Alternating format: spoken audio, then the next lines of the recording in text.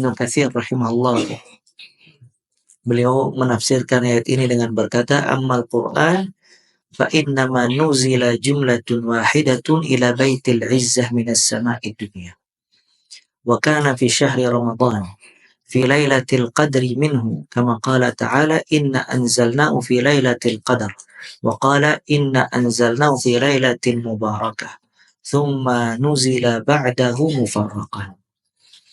Kata Ibnu Katsir, Al-Quran diturunkan sekaligus, jumlatan wahidah, diturunkan sekaligus 30 juz. Itu pertama kali ke Baitul Izzah.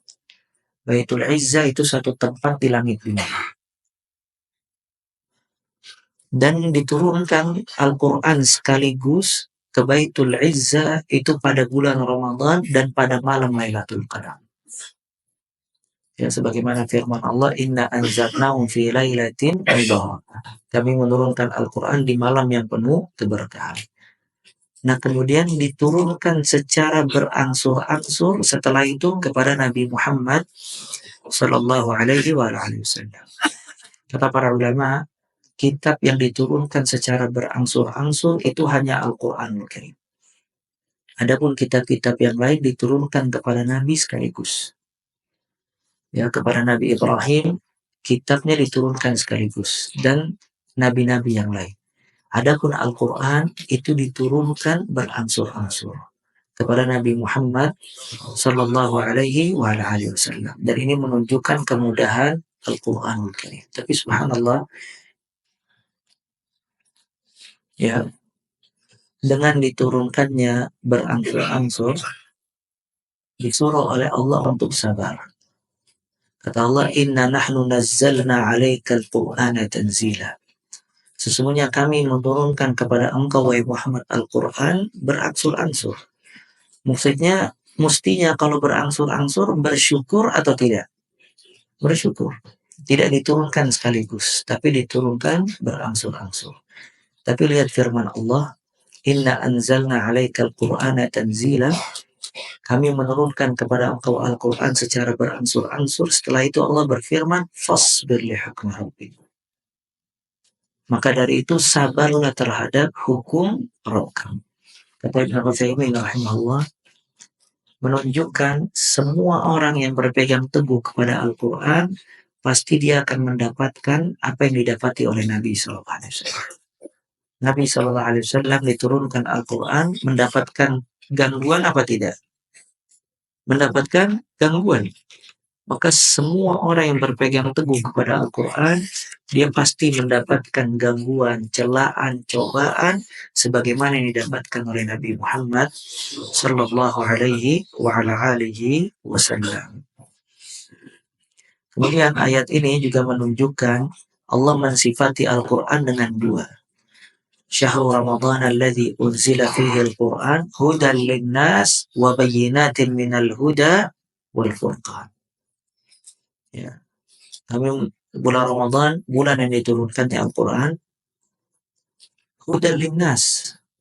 Al-Quran itu petunjuk bagi manusia. Wa bayyinati minal huda wal furqan.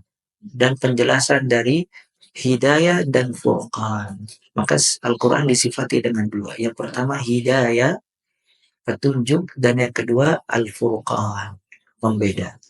Karena dia hidayah menunjukkan manusia jalan menuju Allah, dan Al-Quran Al-Furqan, membedakan antara hak dan batil, membedakan antara tauhid dengan syirik, membedakan antara sunnah dengan bid'ah dan seterusnya.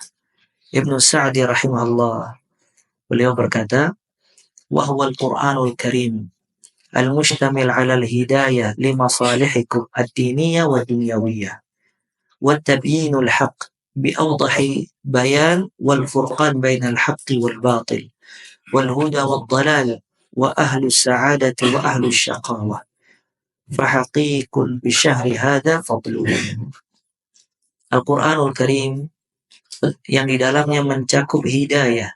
Hidayah buat apa? Hidayah petunjuk buat maslahat kalian, baik yang berkaitan maslahat diniyah dan maslahat dunia. Ya, semua maslahat ada di kitab Allah Azza wa Jalla. Makanya nama lain Al-Quran juga syifa. Qul huwa lilladzina amanu hudan wa syifa. Katakanlah Al-Quran ini buat orang-orang yang beriman petunjuk dan syifa, kesembuhan. Sampai kata Ibnu Qayyim rahimahullah, Allah Ta'ala tidak menurunkan penawar obat yang lebih baik dibandingkan Al-Quran. Karena Al-Quran itu obat yang diturunkan dari langit langsung. Maka kalau dia tidak disembuhkan dengan Al-Quran, tidak ada lagi yang bisa menyembuhkan dia. Maka Al-Quran ini ada maslahat buat agama kita dan ada maslahat buat duniawiyah kita. Dan Al-Quran ini tabyinul haq, penjelasan kebenaran dengan sebaik-baik penjelasan. Dan Al-Quran ini Al-Furqan, dia pembeda. Apa? Pembeda apa? Pembeda antara hak dan batil. Pembeda antara petunjuk dan kesesatan. Pembeda antara orang yang berbahagia dan juga orang yang sengsara. Makanya kalau kita tahu, kita ingin bahagia, kita baca Al-Quran dan mempelajari Al-Quran. Karena di dalam Al-Quran dijelaskan tanda-tanda orang yang berbahagia. Dan apabila kita ingin tahu tanda-tanda orang yang sengsara, baca Al-Quran. Karena di dalam Al-Quran dijelaskan bagaimana seseorang itu bisa jatuh di dalam kebinasaan dan tanda apa saja orang itu akan binasa. Maka kata beliau, fahaqiqun bisyahri hadha fadlu. Maka berhaklah bulan ini mendapatkan keutamaannya. Karena diturunkannya Al-Quran.